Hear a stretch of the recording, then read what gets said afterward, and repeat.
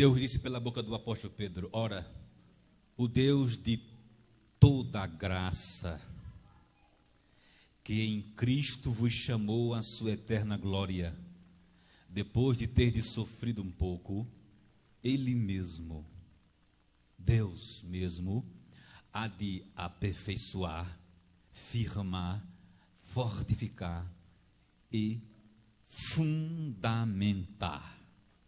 Senhor amado Pai, obrigado por tua palavra. Como dizia Charles Spurgeon, eu creio no Espírito Santo. Eu digo, eu creio no Espírito Santo. Eu peço auxílio do Espírito Santo para edificar meus irmãos, para fortalecer meus irmãos e teu nome ser glorificado através deste fortalecimento neles e em mim, para a glória do teu santo nome. Em nome de Cristo Jesus eu te peço, amém. Deus chama, Deus faz e Deus continua fazendo. Diante desse texto, a gente tem a inspiração de dizer esse título: Deus chama, Deus faz e continua fazendo. Diga amém. Meus irmãos, Deus chama e começa a fazer a sua obra dentro de nós. É dentro de nós que Deus começa a fazer a sua obra e a sua maior obra. Nós começamos por dentro. O que somos por fora é resultado do que somos por dentro. Em qualquer atitude nossa. Se nós, tanto assuntos eu poderia falar, mas se a gente tem aquele prazer de adorar o Senhor, assim, com a alma rasgada, essa expressão, cada um se expressa da sua maneira, não é? Essa expressão, ou essas expressões, é algo que vem de dentro, tem que ser algo que venha de dentro. Na verdade, qualquer expressão que nós externamos, ela vem de dentro. Ora, se eu não tenho nenhum prazer de adorar e fico estático, ou a mente lá distante, isso é o que está acontecendo, isso é reflexo de dentro. Tudo que nós somos por fora é reflexo de dentro. Tudo que nós fizermos é reflexo de dentro. Tudo vem de dentro para fora.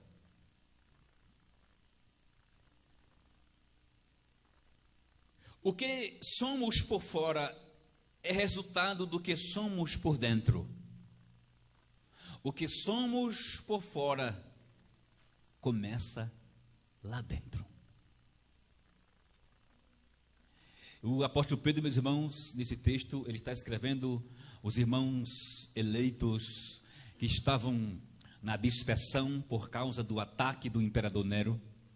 Dispersou muitos irmãos para vários lugares, e ele diz no começo da carta: escreva para os eleitos dispersos, e ele diz, ele especifica essas regiões, ele especifica dizendo assim, os irmãos que estavam no Ponto, na Galácia, na Capadócia, na Ásia e na Bitínia.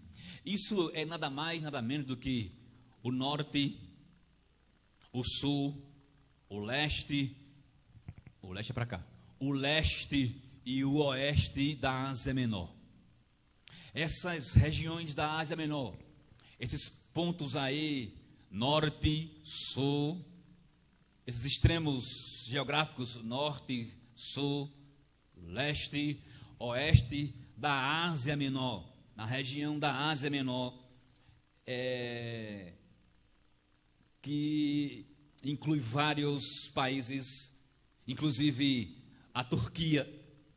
Então, os países asiáticos, como a China é o tigre asiático, não é, Carol? Então, a China é gigantesca. Então, naquela região ali, para você ter uma ideia melhor, moderna, né? Assim, naquelas regiões da China, Pedro estava escrevendo para os irmãos que estavam dispersos essas áreas de norte, sul, leste e oeste da Ásia Menor, do grande continente asiático. Era naquela região que, na época do apóstolo Pedro, Nero atacou a igreja, perseguiu firmemente, e havia muitos irmãos dispersos por causa da gravíssima e violenta perseguição. Foi para esses irmãos que o apóstolo Pedro, ele escreveu esta carta. E no capítulo de número 5, não é por acaso, você tem que entender isso para quem escreveu, porque escreveu a circunstância que estava, para você compreender esse versículo, que ele diz assim, já perto da finalização da sua carta, ele diz assim: ora, o Deus de toda graça. Ele não diz o Deus de toda graça por acaso. Ele está dizendo assim, aquela graça que capacita a vencer o ataque de Satanás através de Nero. Essa graça capacitadora para enfrentar um império romano cruel, violento, que matou muitos cristãos com muita crueldade. Inclusive o tal do maldito Nero colocava os cristãos como tochas vivas no seu jardim, para iluminar o seu jardim. Foi Nero que mandou tocar fogo em Roma e colocou culpa nos cristãos. Então, Nero era um neurótico, Nero era diabólico, Nero era um demônio pré-encarnado. Sabe, pode-se dizer que ele era uma espécie de Satanás pré-encarnado, muito violento, muito cruel. E era nesse contexto que estavam esses irmãos aí, com esse ataque. Pedro chama até, alguém disse que esse leão que Pedro fala aqui, não seria bem Satanás, seria o próprio Nero. Alguns dizem que vale para Satanás e vale para Nero. Ele diz assim, estando como um leão, procurando como um leão, a quem possa tragar. Não é que tem nessa carta, não é isso aqui? Se não falha a memória, me ajuda aí. Eu acho essa expressão, o diabo está rugindo como um leão, procurando a quem possa tragar. É aqui mesmo, não é? Me ajuda aí, porque agora meu cérebro me deu uma dúvida, mas eu creio que é exatamente nesse texto que fala sobre isso, não é isso? É sim. É 5:8. Sede sóbrios e vigilantes, o diabo, vosso adversário, anda em derredor, como o leão rugindo, procurando alguém para devorar. 5:8, isso mesmo. Pensei que eu tinha errado, mas é aqui mesmo. Então, ele fala esse diabo, e por trás, porque quando o diabo não pode tocar na gente, a Bíblia diz lá em João que o diabo não pode tocar na gente, não pode ferir a gente.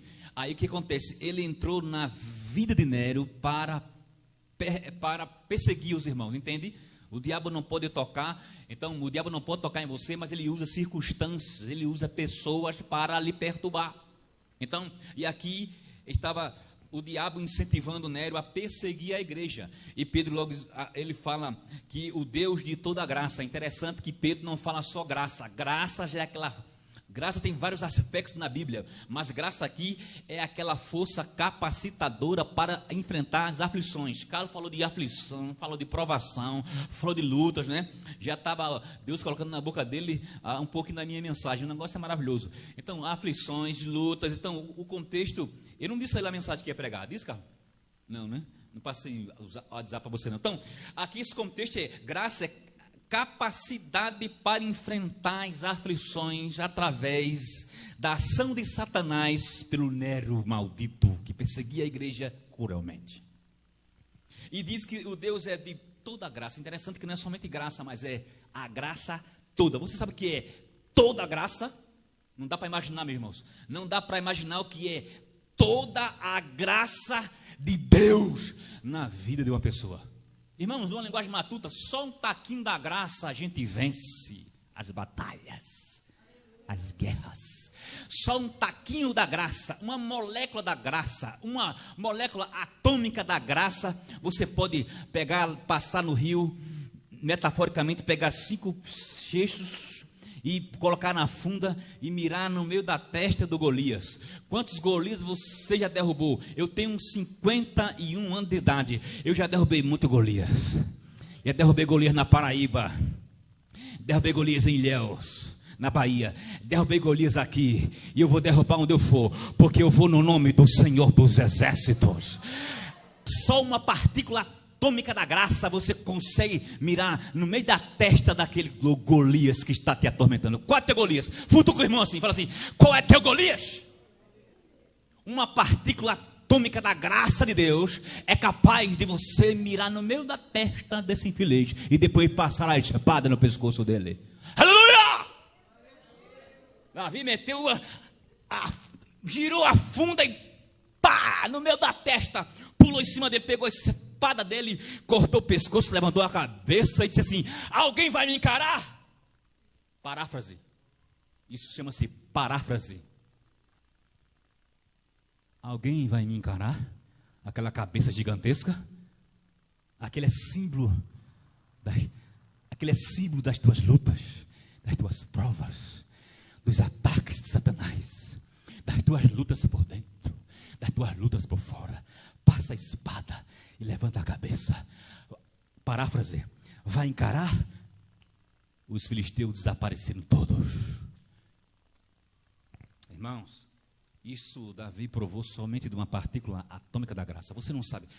Pedro está dizendo aqui: o Deus de toda a graça. Você entende essa linguagem de uma partícula da graça e uma partícula atômica da graça? E você entende toda a graça? Eu vou dar uma ilustração muito simplória. Imagine uma estrela. Uma estrela seria uma partícula da graça. Na Via Láctea tem bilhões ou trilhões de estrelas. E existem bilhões e trilhões de estrelas. Uma estrela em relação a bilhões, trilhões, quatrilhões, quintilhões, sextilhões, hectilhões de estrela. Entenda aí, uma estrela para toda essa imensidão. Então Deus está dizendo aqui: Pedro, fala para essas minhas ovelhas. Aleluia. O Espírito de Cristo está operando nele. Fala para esses irmãos dispersos aí dessa região da Ásia Menor, que o Deus de toda a graça vos chamou para a eterna glória. Deus dá toda a graça para vencer as lutas. E depois ainda diz assim: e se prepare, que Ele chamou vocês para uma glória eterna. A glória do homem é fugaz, é passageira, é efêmera, é temporária. Os presidentes dos Estados Unidos, quem não quer ser presidente dos Estados Unidos da América, irmão? Agora é John Biden. Passaram muitos presidentes. O país do primeiro mundo, George Bush pai foi chamado de o xerife do mundo. Por ser o presidente dos Estados Unidos. Foi Bush pai, Bush filho. Mas é uma glória efêmera, passageira, fugaz, temporária. Mas você nessa noite está ouvindo a voz de Deus dizendo que Ele dá graça, toda graça, toda graça, toda graça, toda graça para você vencer suas provas. Toda graça, hein, Elode? Quanta graça, hein, Elode? Quanta graça, hein, Elode? Você já pensou até em morrer, hein, Elode? Quanta graça, Elode? Eu sei que você já pensou em morrer. Quanta graça, tanta graça, tanta graça, toda graça, toda graça. E ainda com a esperança de uma eterna glória. Não só tem toda a graça, mas tem a esperança e a promessa de Deus de ter uma glória eterna. Irmão, você sabe o que é uma glória eterna? Não dá nem para imaginar, Carlos. Glória eterna. Não é ser presidente dos Estados Unidos, irmãos, é ter a certeza que vai participar da glória de Deus. Escute, a glória de Deus vai se manifestar como nunca se viu nesse planeta. Deus vai ser conhecido em toda a terra. Visivelmente, gloriosamente. Diz que Ele vai morar com os homens. E aquele que entregou a vida a Jesus vai gozar dessa glória eterna com Ele.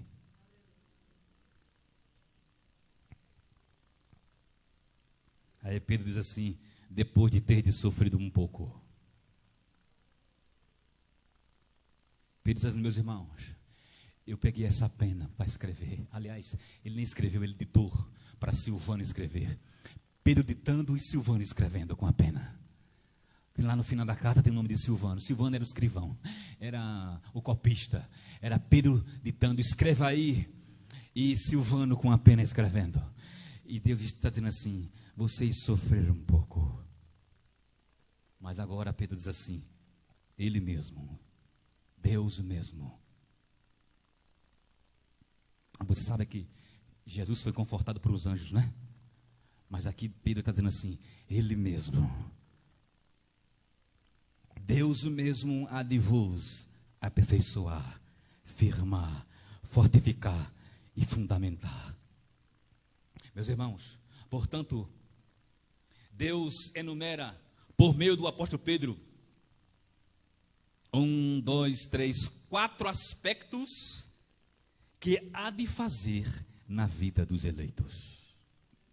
Deus diz assim: Pedro, eu vou enumerar 4 coisas que eu vou fazer na vida desses eleitos dispersos na Ásia Menor, que estão sofrendo a pressão. Eu vou fazer 4 coisas. Eu hei de fazer. Deus disse: diga assim que é eu mesmo que vou fazer. O anjo confortava Jesus.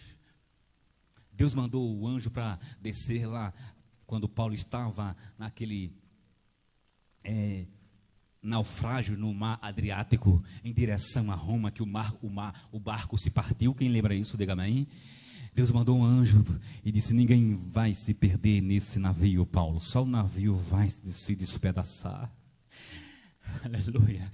O povo estava desesperado no mar Adriático violento, no tufão Euro-Aguião. Dr. Lucas escreve isso, missionário André, geográfica, minha geógrafa, né? Lucas diz que foi um tufão aguilhão, Euro-Aguilhão, um tufão violento, suído no mar, tempestade mais perigosa do que aquela que Jesus se levantou e disse: aquieta-te. Quando Jesus disse aquieta-te no mar, no original grego, é porque tinha demônio perturbando aquelas ondas. Você sabia disso ou não? Tinha demônios agitando aquelas ondas. Aí Jesus Cristo está dormindo lá, estava muito cansado. Pedro, todo mundo desesperado, disse: Jesus, você está dormindo aí? E Jesus estava no barco, aleluia, glória a Deus. Diga assim para o seu irmão que está ao seu lado: Jesus está no teu barco, você não vai afundar. Nesta prova, nessa dor, nessa luta, nessa aflição, nessa angústia, nessa batalha, nessa guerra. Oh, Jesus Cristo levantou e disse: aquieta-te. Ele deu ordem aos demônios que estavam perturbando aquele mar, sueda. Jesus falou assim: aquieta-te, aquieta-te, Satanás, para aí agora. As ondas cessaram, se fizeram bonança. Jesus disse: aquieta-te. Eu ordeno, suma daqui. O barco ficou tranquilo. Ninguém morreu naquela praia. E ele disse assim: ô homens de pequena fé. Lembra disso? O que Jesus quer dizer aí, meus irmãos? Homens, vocês têm uma fé pequena. Era para ter dito assim: aquieta-te. Use a fé para dizer assim: tempestade, vinda dos homens ou vinda do inferno, aquieta-te mar. Sueda, Jesus disse ao homem de pequena fé, porque ele quer dizer assim: era para vocês ter estendido as mãos e dito assim: aquieta-te. Tem até um hino de uma cantora na Paraíba que ela fala assim: aquieta-te, porque Deus está falando aqui.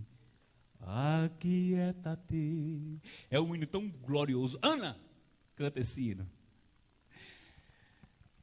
E Paulo estava lá naquela tempestade Euro-Aguilhão, pior do que aquela. Aquela não era demônio, não. Era tempestade natural, mas era terrível, tá bom? A de Jesus foi demônio no mar. A Euro-Aguilhão não foi. Foi questão mesmo de tempestade. Paulo avisou, ninguém entendeu Paulo, porque Paulo era apóstolo e ia atender o capitão e era para ter ouvido a voz de Paulo. Paulo disse: não vai não, que vai dar problema. Aí Paulo, quando viu o negócio, o capitão: eu avisei para vocês que não era para sair do porto. E agora? Aí pensou: vai morrer todo mundo. Aí Paulo disse: ninguém vai morrer aqui, porque Deus mandou o seu anjo nessa madrugada e disse que só o barco vai se despedaçar. Ninguém vai morrer aqui. O capitão centurião disse assim: mas os soldados disseram assim: vamos matar os prisioneiros, inclusive Paulo. Aí disse: não, matar Paulo não, e nem matar ninguém aqui não. Não se preocupe não, Paulo disse: não se preocupe não, porque ninguém aqui vai fugir não. Nem os prisioneiros fugiram, porque Deus segurou até eles. O anjo. Pedro está dizendo assim: Deus mesmo vai fazer 4 coisas. Diga, Pedro. Fala, Pedro, que eu mesmo vou fazer 4 coisas. Eu não vou mandar secretário. Sabia que tem hora que Deus manda o secretário, manda um anjo? Deus disse assim: não vou mandar anjo agora, eu mesmo vou fazer. Primeira coisa, aperfeiçoar. Irmão, aperfeiçoar é colocar em ordem. Às vezes as aflições vêm para nos colocar em ordem. Diga assim: o Deus de toda graça está comigo. Aperfeiçoar é colocar em ordem, é emendar. Às vezes as lutas nos deixam partidos. Deus está dizendo: diga para eles que eu vou emendar. Alguém aqui já emendou uma corda? Alguém aqui já fez um remendo em alguma coisa? Já emendou alguma coisa? Black já emendou alguma peça de notebook? Já soldou alguma coisa que partiu? Eu disse: vou resolver. Já fez alguma emenda? Eu já fiz muita emenda em minha vida. Alguém já fez uma emenda num sapato que abriu, você emendou, consertou? Deus está dizendo assim: eu vou emendar vocês. Onde partiu eu vou emendar. Emendar também é completar. Eu vou completar o que falta. Deus diz assim: eu vou arrumar. Quem aqui gosta de arrumar a casa? Sabe que ninguém, uma mulher aqui, gosta da casa desarrumada. E elas adoram quando os homens arrumam a casa. A gente está arrumando a casa, lavando prato. Quando chega assim, arrumei a casa, lavei prato, botei cuscuz no fogo, fiz 3 ovos. Quando chegou a minha esposa, falei assim: parabéns! Um sorriso com gato, os olhos brilhando. Eu também não gosto de casa desarrumada não. Deus está dizendo assim, é só para as mulheres entenderem mais profundo, porque mulher tem sensor mais profundo nesse aspecto aí. Deus está dizendo assim: eu vou arrumar vocês. Onde está desarrumado, eu vou arrumar vocês.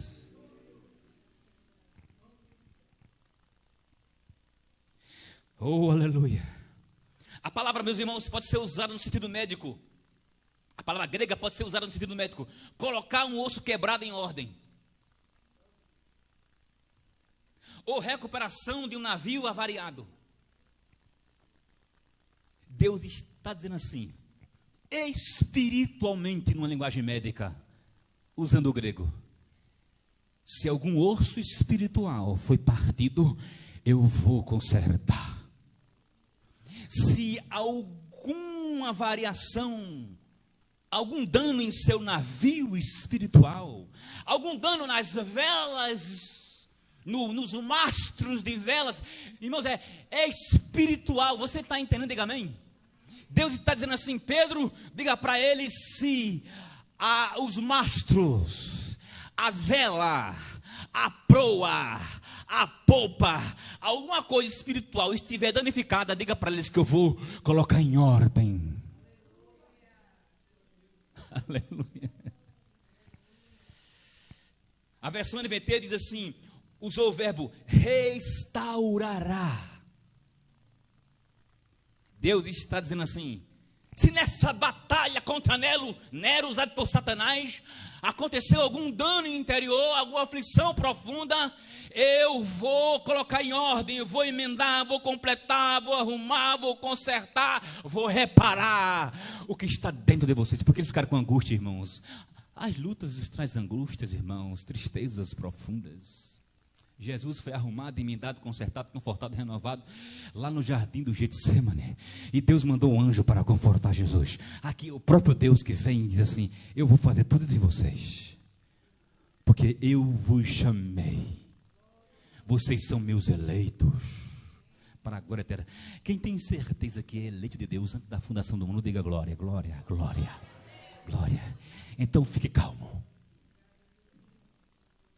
Deus faz, Deus chama, Deus faz e vai continuar fazendo, cuidando de você por toda a sua vida e por toda a eternidade. Segunda coisa que Deus disse que ia fazer: firmar. O que é firmar? Palavra. Deus disse: diga para eles, Pedro, que eu vou firmá-los.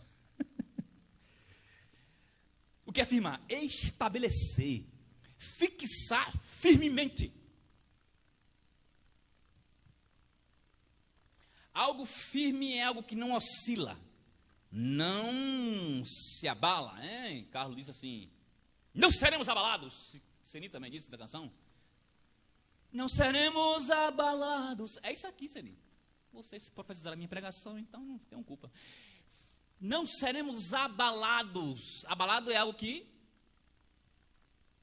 o terremoto que faz chama-se abalos sísmicos, não é? Na escala Richter, grau tal, misericórdia. No Japão tem alguns prédios que fizeram de borrachas gigantes. O engenheiro Everaldo sabe disso. Borrachas enormes, gigantes, porque a Ásia é menor, o Japão as placas tectônicas provocam terremoto, é algo comum. Aí eles fizeram apartamentos gigantescos em cima de blocos de borracha gigantescos, que quando o terremoto abala, o prédio faz assim, ó, e as borrachas seguram e ele está lá e não cai. Se o homem faz isso, imagina a graça de Deus. Eu sei que tem terremoto na tua vida, já passei vários. Mas Deus, eu estou ficando idoso, mas corajoso. Diga assim: glória a Deus. É a graça, irmãos. Você está com um problema? Enfrenta de frente. Eu já fui muito fraco. Quando eu vi um problema, eu queria correr. Hoje eu vou para frente, em frente, para cima dele. Qual o problema? É Golias? Lá vai pedra no meio da testa. O que é isso, pastor? A idade, você vai ficando mais frágil fisicamente, mas na fé você tem que ficar mais forte a cada dia. Amanhã você vai acordar mais forte com a palavra de Deus. Desça um louvor desse, a palavra dessa, uma igreja dessa. Essa igreja é abençoada, maravilhosa. Aqui se prega a palavra de Deus com seriedade. Aplauda Jesus e dê glória a Deus. Você está numa igreja sadia. Você está numa igreja sadia. Maneja bem a palavra da verdade. A NVT diz que a palavra firmar, ele diz sustentará. O que fazem os blocos de borracha? Sustentam o prédio para ele não abalar ao ponto de cair.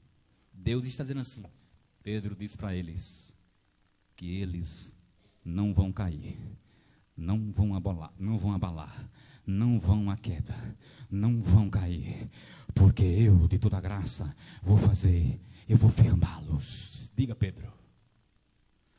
Aperta a mão do seu irmão e fala assim: você não vai cair, você não vai tombar, você não vai perecer, você não vai ruir, você não vai afundar, você vai vencer, você vai vencer. Todos os dias da tua vida estão contados por Deus.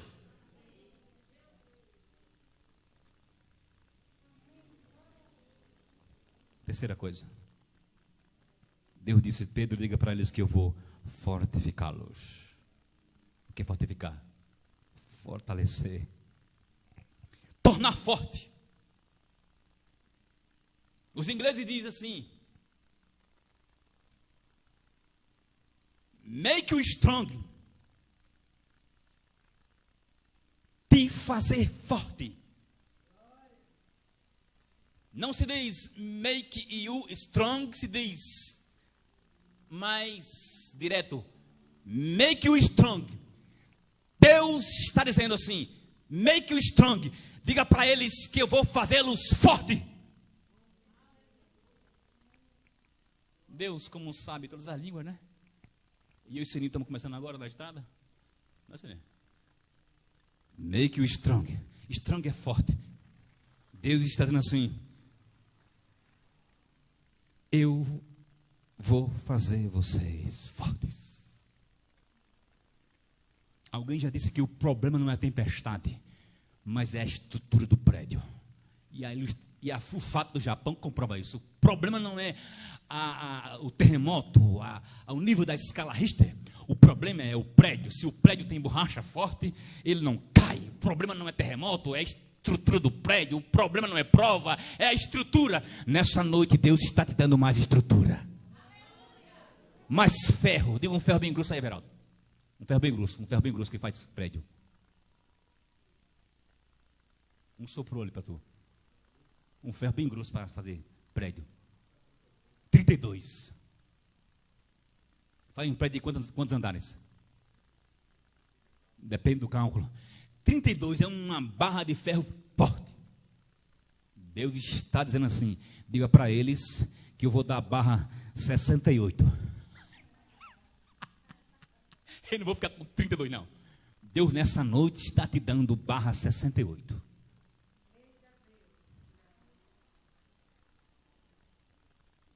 Ele me deu no quarto, vai me dar toda a minha vida. E ele me dá alimento e eu passo para vocês. Para a glória do seu santo nome. Meus irmãos, quarta coisa. Deus disse assim: Pedro, diga para eles que eu vou fundamentá-los. O que é isso? Pedro, diga para eles que eu vou lançar fundamento. Diga para eles que eu vou colocar um alicerce forte. Para eles sentarem em cima desse alicerce e não serem abalados. A versão NVT diz: os colocará sobre um firme alicerce. Abra sua Bíblia em Efésios 2:20, estou quase acabando a mensagem. Efésios 2:20 diz assim: edificados no fundamento dos apóstolos e dos profetas, tendo Cristo como a pedra angular, a pedra principal, a pedra de esquina. A palavra é fundamento, é a mesma palavra que Deus está usando Pedro para os irmãos lá de Éfeso, que usa Paulo. Pedro é usado aqui para os irmãos, e Paulo é usado lá para os irmãos de Éfeso, e Pedro é usado para os irmãos da dispersão da Ásia Menor. Fundamentado nos profetas e nos apóstolos. Fundamento. O que é fundamento aí? O que é fundamento? É a doutrina firme dada pelos apóstolos, confirmada pelos profetas.